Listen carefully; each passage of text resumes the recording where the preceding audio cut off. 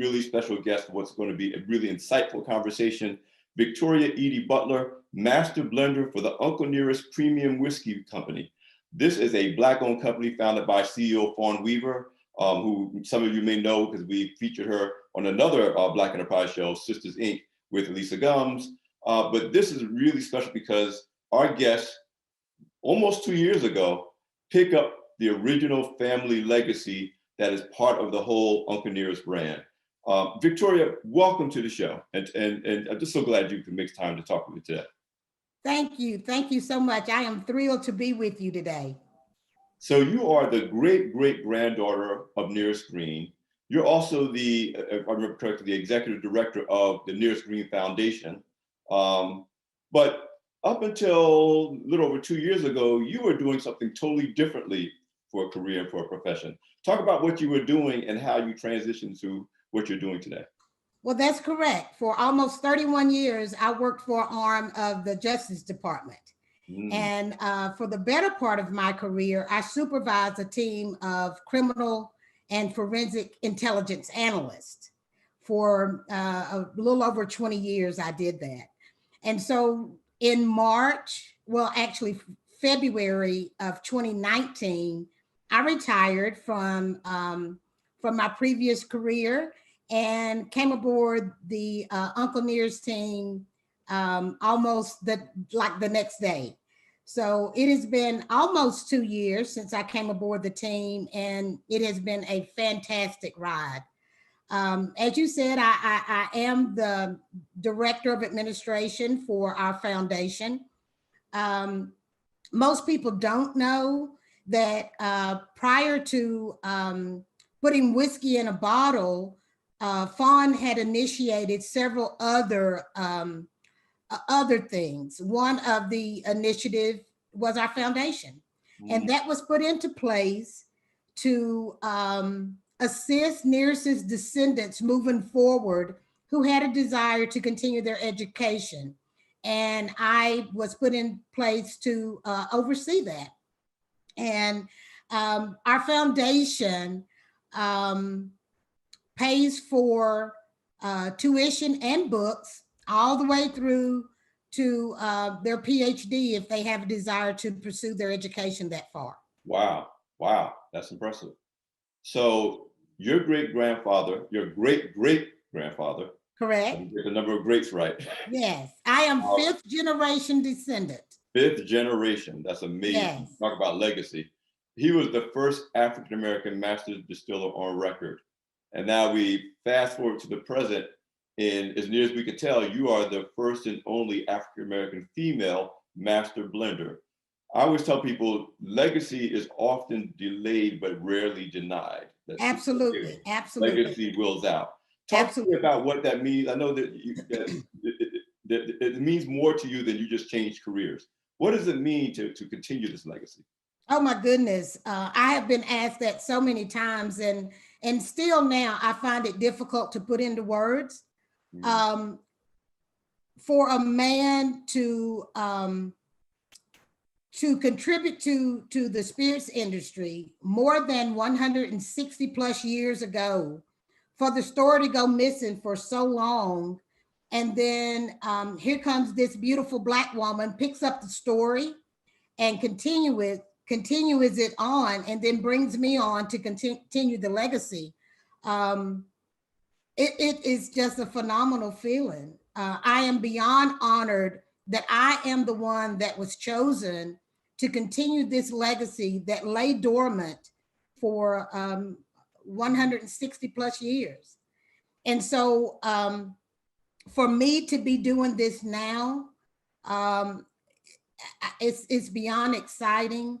I am learning so much, not just about the spirits industry, but also more about my family, my roots. And so I'm excited to be a part of the team. I really can't explain to you what it feels like other than an elevation of pride for my family.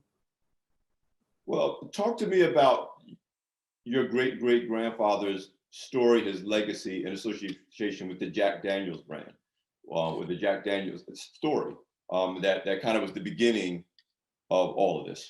Yes. So for those who don't know, Nearest Green is the man that took Jack Daniel, a young Jack Daniel, under his wing and taught him everything he knew about distilling. They not only he not only took him under his wing to teach him about distilling, but they fostered a friendship, an unheard of friendship, actually. Both men, actually, Jack was a young boy, and Nearest, being a enslaved man, they both lived on the Dan Call farm. And Jack came there when he was around 7 or 8 years old, and Nearest was there, of course, making whiskey. Dan Call was a preacher, but he was also distilling. And Nearest Green is the man who was making the whiskey for him. And so when Jack came to live on the farm with Dan Call, he was a curious young lad, and he wanted to know what was going on in the distance, away from the house. And finally, Dan Call relented, and he took him to meet Nearest Green. And he introduced a young Jack Daniel to Nearest Green as the best whiskey maker around. And so Jack took Nearest under his wing, taught him everything he knew about distilling. They fostered this unheard of friendship. And when Dan Call sold the distillery, by then, Jack was a young man. He bought the distillery, and Nearest continued to work for him, becoming his master distiller, now a free man. And now he is the first African American man on record as a master distiller of a major whiskey company. Wow, that feels like a movie, a miniseries. I mean, that's just like an incredible story. And Oh, it is. yeah, I'm And looking. the thing that I tell everybody is that it's not only a story based on love, honor, and respect, it's also documented. Our story is so full of emotion. Sometimes I think people think, well, that can't be true. It's all true. Mhm. It's all true and documented. When Fawn Weaver came to Lynchburg and began her research, she hired a team of people to help her do that. And during the course of the research, she uncovered a lot of things that most people didn't know. One being that the first old number seven distillery was actually on the Dan Call farm. That is where, of course, Jack and Nearest met. And most people didn't realize that that was the first of the old number seven. That was the location. So Wow. our story is real. It is well documented, but it truly is based on love, honor, and respect. You know, um, as someone, they say you're new to the game, but you're true to the game. Meaning, even though this is a relatively new professional pursuit for you, and obviously a passion for you, on a very personal level, you're good at this. I mean, you came out of the gate winning awards, and talk about how you acclimated yourself to doing this, but not just kind of as a relatively new person to the industry, really coming in at a level of excellence. Your palate must be really impeccable. Talk about what that means. Well, I'll be honest and say I had no idea that I had that in me. Um, Odd as it might seem to some, I've come to accept and realize that whiskey really is in my blood. Um, I lean on my lineage for that because it is basically unheard of to do what I've done. Most people who come in the industry, and certainly those who are on the path to being a master distiller or master blender, um, they are mentees to folks for years. And I blended the first batch of Uncle Nearest 1884 in May. In July of that same year, 2019, it hit the market. And shortly after that, as you said, we started winning awards with it, double gold, best all around. And then I blended the second batch, and it was more of the same. So I can't explain it other than it really, whiskey truly is in my blood. Fawn Weaver, in her infinite wisdom, unleashed a passion in me that I did not know existed. And now I can't imagine anything else. Wow. So we know that your great-great-grandfather was a groundbreaking figure in this space. But we also know that most of us, I mean, not just us as Black people, most of us as people, we think whiskey, we think Scotland, we think Ireland, we think men, we think white men. We don't think Black woman. How rare is it? Are you? Very rare. In fact, our company is very rare. We are the only American spirit who honors a Black man. We are the only American spirit who is owned and ran by a Black woman. We are the only American spirit whose executive team is all female. And we are the only American spirit that is opening a distillery that honors a Black man. So not just my role as master blender being rare, but our company all the way around is rare. Just the being the first of many things. It is rare, you know. As you said, most distilleries are ran by white men. That is changing in regards to female roles.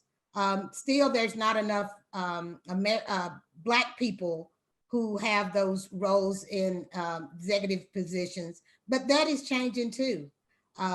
We don't take the credit for that, but there has been some change since we came on the scene in the spirits industry. Well, I'm going to give you at least some credit for that. And you know, part of the reason why I do this series Beyond the Hype is to introduce an audience to people like you, because somewhere in that audience, there's going to be somebody that says, hey, I didn't even know that was a thing that I could do.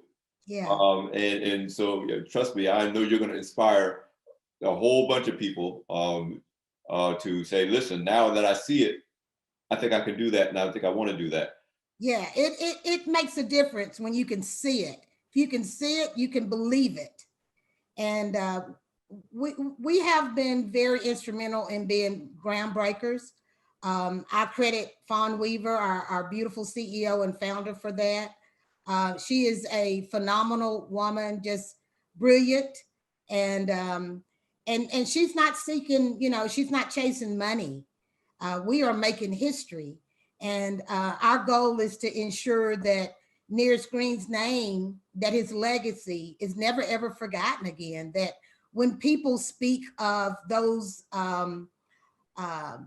spirit icons like Jack Daniel and George Dickel and Jim Beam, that Nearest Green will be included in that conversation. So it makes a difference when you're not chasing dollars, when you're making history.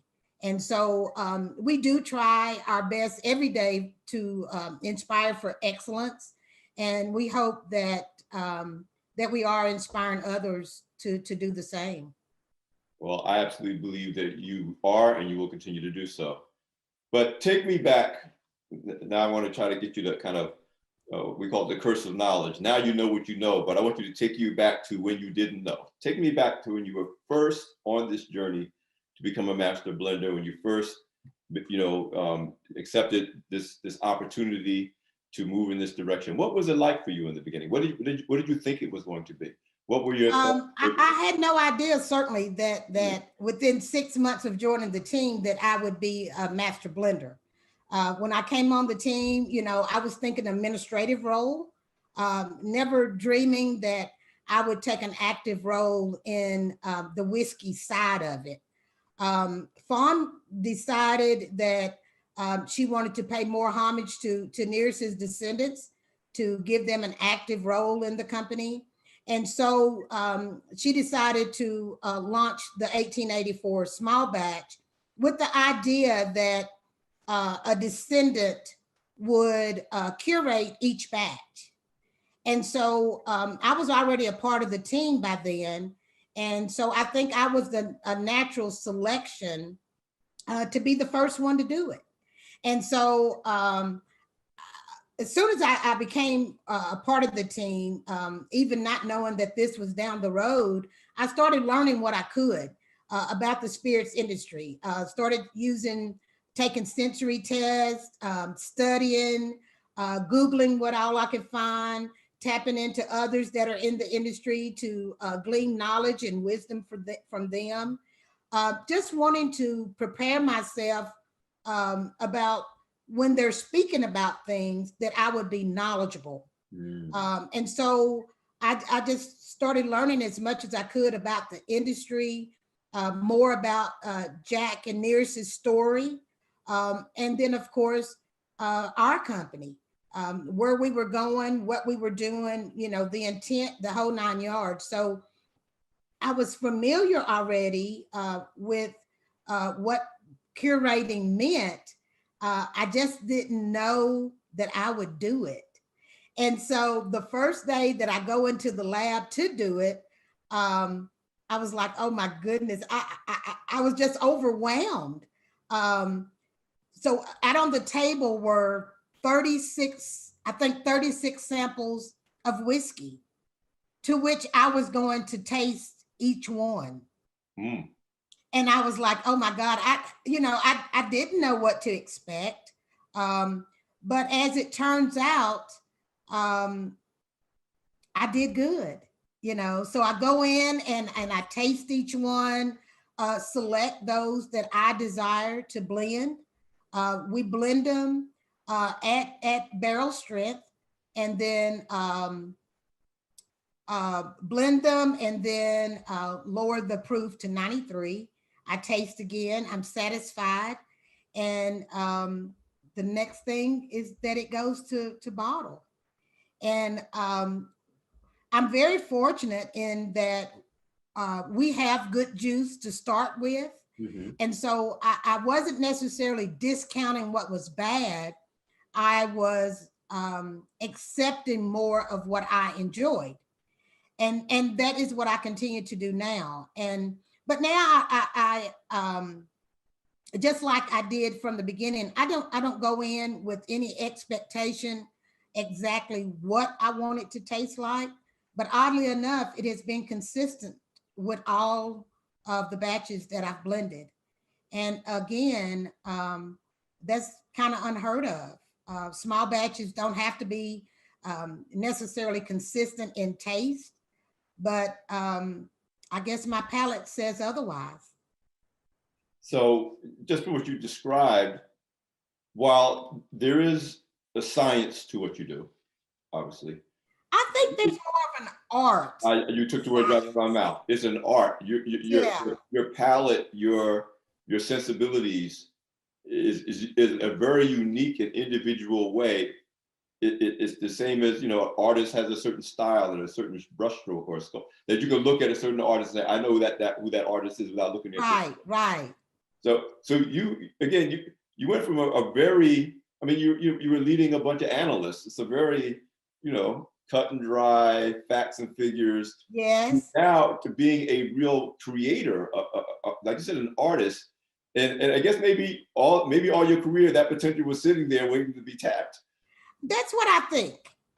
That's what I think. I really do. Just like the story of Nearest Green lay dormant for all those years, I really believe that it was waiting for Fawn Weaver to be introduced to it. All those years that someone else could have moved it forward, it was for Fawn to do. I don't think that it happened, that it was just by coincidence that she picked up a New York Times paper while on a work trip with her husband. And within months, she's in Lynchburg, Tennessee. And within months, this brand is birthed. I don't think it was by happenstance. I think that things lined up just as they should. I think and believe that there is a higher power that had a hand in this, that the time was now, and that it was for Fawn Weaver to do. And I believe that the time was for me to carry on the legacy of a man that virtually no one knew until almost 4 years ago. I truly believe that we are guided by something much greater than us. I share that belief. And whenever I report on stories like yours, I'm always like, how the evidence is there, in my opinion. I mean, the way things lined Absolutely. up. Absolutely. You couldn't have made this up. You couldn't have made No, no, like, no. Now, granted, I have always enjoyed whiskey. Mhm. I didn't know all the background about it, but I've always enjoyed whiskey since being a grown woman. But if someone had told me just months prior to retiring that this would be my path, I wouldn't have believed it. But here we are almost 2 years later, and I am a part of a brand that is the best whiskey or bourbon for 2019 and 2020. We are breaking ground that no one thought possible. We are building out this beautiful 270-acre distillery in Shelbyville, Tennessee. We will soon be the longest bar. We will house the longest bar in the world. The things that we are doing is phenomenal and extremely exciting. And I'm just grateful to be a part of it. You know, I have a saying, I do a lot of mentoring and coaching. So the people listening to this show, the people that know me going to know, they've heard this a billion times. I always tell you, being the first is not an achievement, it's an assignment. Exactly. First Black, female, first Black, whatever the first is, it's an assignment, not an achievement. I mean, it is an achievement. Obviously, you had to do what you had to do. Right, right. But talk to me about, let me put the question a little differently. Let's say there are people now who are listening and learning about you and learning your story. And like we said earlier in the conversation, the light bulb goes on or their heart beats fast and they say, hey, that's something I would like to do. What should they know going in that maybe you didn't know or you found out along the way? What are some of the things that you would only know from having done it that someone who's thinking that they might aspire to become a master blender, what should they know? What could you tell them about preparing for that journey? You know, Fawn was asked a question on IG Live on Friday, and it was basically the question, somewhat like what you've posed to me, is how do you start in the industry? And one of the best places is being a bartender.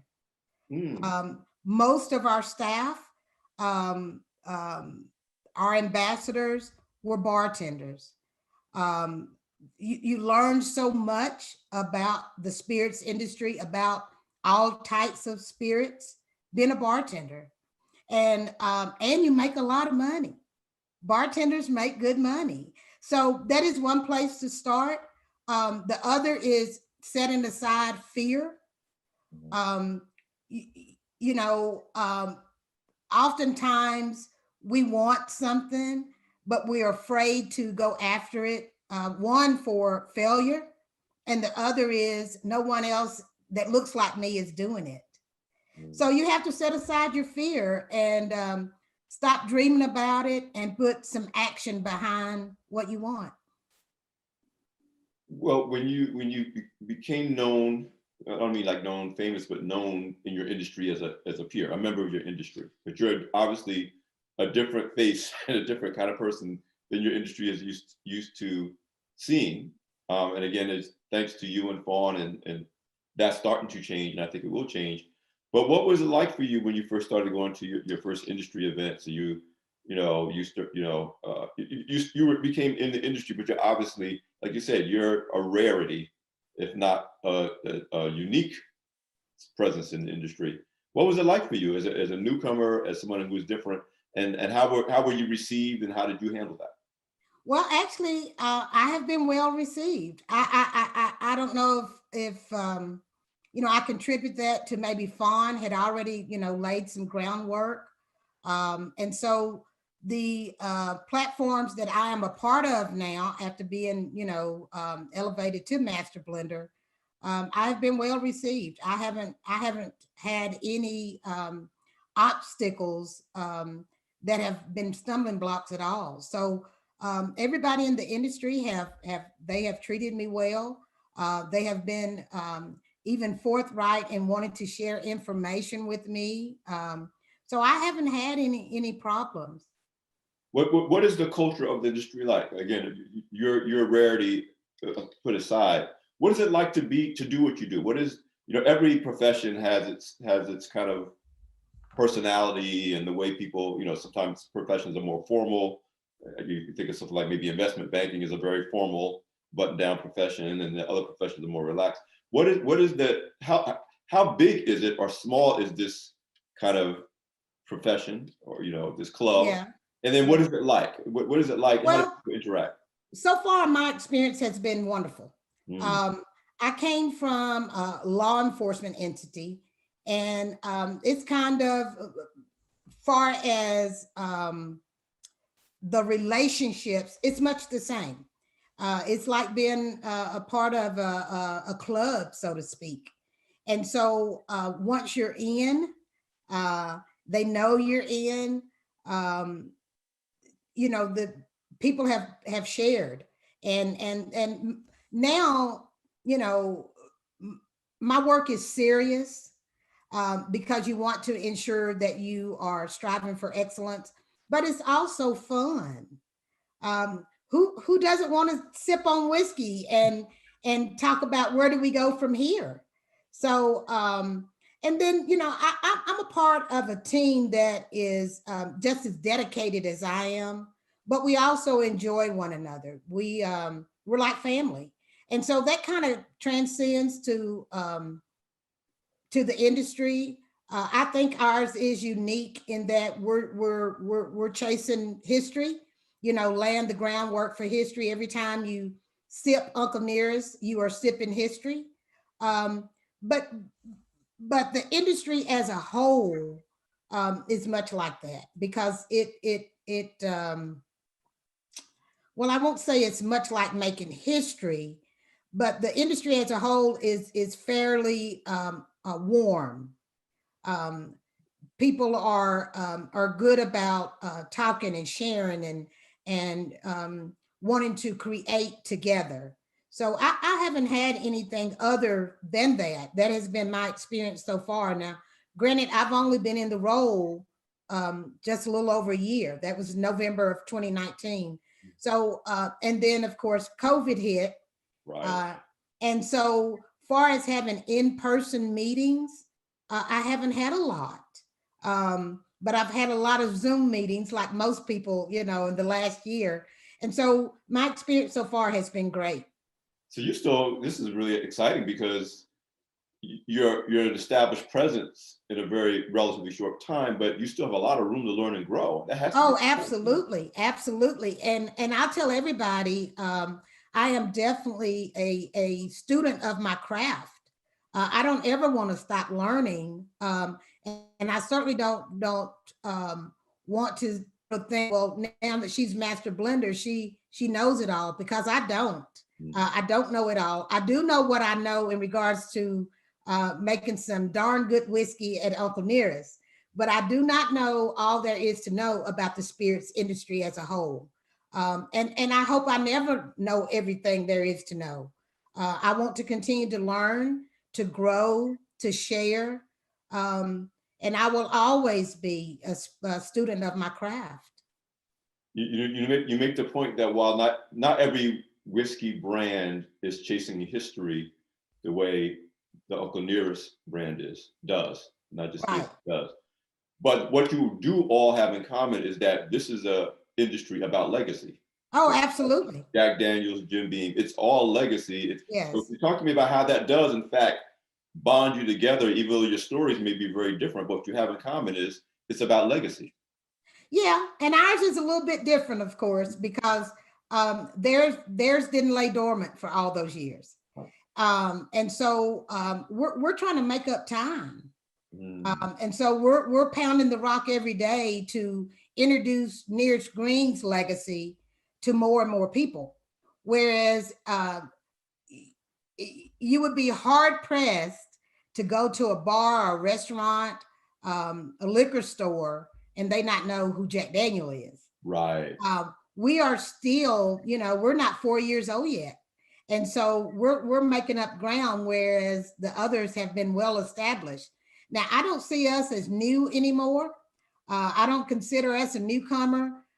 You can't be a newcomer and be the best whiskey or bourbon for 2 years in a row. I don't consider us newcomers at all. We have won more than 170 awards in less than 4 years. Some people thought that we were going to be in and out. Not at all. We are not building out a distillery nor a brand to fold. We are here for the long haul. So while we do share a commonality in regards to legacy, ours is quite different. Do you ever imagine, and if you haven't, I'm going to ask you to, part of the beauty of our story as people of color, as African Americans, is that our ancestors strove and believed for things that they would never see, that they would never, and they just believed that somewhere down the line, of course we know King Holiday, we shall overcome. Somewhere down the line, we shall overcome. Yes. Do you ever think about what your great-great-grandfather is thinking about you right now? Oh my goodness. This story is very emotional for me. Naturally. Nearest Green's blood runs through my veins. I am connected to him, family. And as you know, in the Black community, family is very important. There was a time when family was all we had. And so I don't forget about that, regardless of how far we've come. I don't think we should ever forget about that. My family is still very important to me. And when I think back to Nearest Green and what he contributed to the spirits industry all those years ago, and didn't get credit for it. Now, granted, Jack Daniel never kept it a secret. He made sure that folks who knew him knew who Nearest was. He always shared that. He wasn't a hidden figure. Folks knew who Nearest Green was and knew who his sons and grandsons were. But somewhere along the line, the story went missing. And now it has been picked up, and it has been widespread and continues to be widespread. I would like to think that Nearest Green is proud of what we are doing, that as we strive to share his story every day, that he is smiling down on us, applauding our efforts, and that he is leading the way from afar. Things have just fell in place for our company that it's unexplainable. So I do believe, I just believe in my heart that he is proud of what we're doing, what we continue to do. I think that he would love to embrace and hug on Fawn Weaver for the hard work that she continues to do every day to make people know who he is and what his contributions were. Most people do not know that the one thing that Nearest Green contributed to the spirits industry, the Lincoln County process, the process of dripping your whiskey through charcoal filtration. Nearest Green perfected that all those years ago. In 2003, I think I'm right, 2003, it was signed into law in Tennessee that in order to be a Tennessee whiskey, your product must go through the Lincoln County process. Wow. And so Nearest Green's name in relationship to the Lincoln County process will live on forever and ever in regards to Tennessee whiskey. But we want people beyond the walls of Tennessee to know that Nearest Green was very integral in what getting Tennessee whiskey to where it is today. And so I think he's proud of what we're doing. We certainly are striving to make him proud every day. I would imagine that what he would be, what is, I speak in present tense with the spirits of our ancestors. What he's most proud of is that the whiskey actually is great.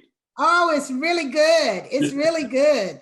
Yeah, it is. Now, when Fawn came to town, putting whiskey in a bottle with Uncle Nearest on it, that was not her goal. But once it took off, and that was the direction that she went, her goal was to make good whiskey. And I think that we have done just that. We continue to do just that. While our story is what we want people to know first, we certainly appreciate that they enjoy our whiskey. We have 3 expressions. The 1856 is what we launched with in 2017. It is 100 proof whiskey. It is absolutely delicious. It's a blend of 8 to 14-year-old. It tastes more like 14-year-old whiskey. And then we have our 1884 small batch, which I am responsible for curating, and each bottle bears my name on the back. It is a 7-year-old blend. It is 93 proof. It is very good. And then we have the 1820 small batch. The 1820, oh my gosh, why did my mind go blank? The 1820 barrel proof, our single barrel. And that can only be purchased at the distillery. And so in regards to the numbers on the bottle, 1820 is the year that we show that Nearest Green was born. 1856 is the year that he perfected the Lincoln County process. And 1884 is the year that he last put whiskey in a barrel. Wow. This legacy, these stories are great. It is. Now, let me tell you this, Alfred. Now, in 2019, we had our phase 1 opening of the distillery. It was September the 5th. And we opt for September the 5th because it's an important date for us. September the 5th is the year that my grandmother, Nearest Green's granddaughter, and my grandmother was born on September the 5th, 1901. She was always telling folks about her grandfather and that he taught Jack Daniel how to make whiskey. And of course, she schooled all of her children and grandchildren on who Nearest Green was. And she never passed up an opportunity to share with those who came to her house to visit. And then there is Ben Green. He is the white man from Tuscaloosa, Alabama, no relation to my family, who wrote Jack Daniel's legacy. In that book, Nearest Green and his children and his sons and grandsons are mentioned over 50 times. And then there is Clay Risen. He is the author of the article that Fawn Weaver read in the New York Times. Clay Risen was born on September the 5th, 1976. Wow. And then there is the beautiful Fawn Weaver, our CEO and founder. She was also born September the 5th, 1976. So September the 5th is very near and dear to our hearts. Again, I don't think that is by coincidence. I think, again, things lined up that we honor that day because those 4 people are the ones who are very instrumental in keeping Nearest Green's legacy alive, who told the story when they got a chance. And so that day is special to us. Wow, wow, wow, wow. Amazing. I could talk to you forever. Yeah, I could too. I could too. I enjoy talking to you. So I love sharing the story. There is so much to our story, to our brand, to our company. We could talk forever about it, but I know time is limited, so I'll let you ask whatever other question you might have. well, I want to close it out with this. With all of my Beyond the Hype guests, I close out with a look to the future. You are part of a great legacy, and you're a central part of, like you said, continue to tell the story, making sure more people around the world know this story. Again, delayed but not denied. Absolutely. What would you like to see if you were looking up, and now there's a couple of generations after you who are looking back, talking about their great-great-grandmother, Victoria Edie Butler, and what she did as part of, what would you like to see, and what do you envision for the future? Well, I can tell you this, that we are working very hard at the distillery to ensure that those generations that come behind us, they can't mess up what we've done. We are working very hard to ensure that. Again, Fawn has put together a dynamic team of people, and she leads by example. And so we are building out something that that won't go away. As far as the legacy that I leave, again, family is important to me. So I hope that when I leave this world and my family looks back on me, my grandchildren, my great grandchildren, that they will say, as I said about Nearest, I hope I've made them proud. I hope that the path in which I'm taking, the path in which I'm on, I hope that it leads to continued excellence. I hope that that when they think about me, that it brings a smile to their face, and they know that what I've done was done out of love, honor, and respect. Victoria, I can't think of a better note to end this conversation on. You are now being added to a long list of my guests. That's what I say. After COVID, we got to get together. Oh, I'd love to. I'd love to. Together. I extend the invitation to you to come visit us at the distillery when we reopen. It is a beautiful facility. I think you will be well impressed with what we're doing there. So consider this a personal invitation from me to you to come visit us. And let me go on record as saying thank you, and I accept. Thank you. Thank you so much. Alfred Edmond Jr., Senior Vice President, Executive Editor-at-Large at Black Enterprise. You've just enjoyed another great edition of Beyond the Hype. Thanks for joining us. See you next time.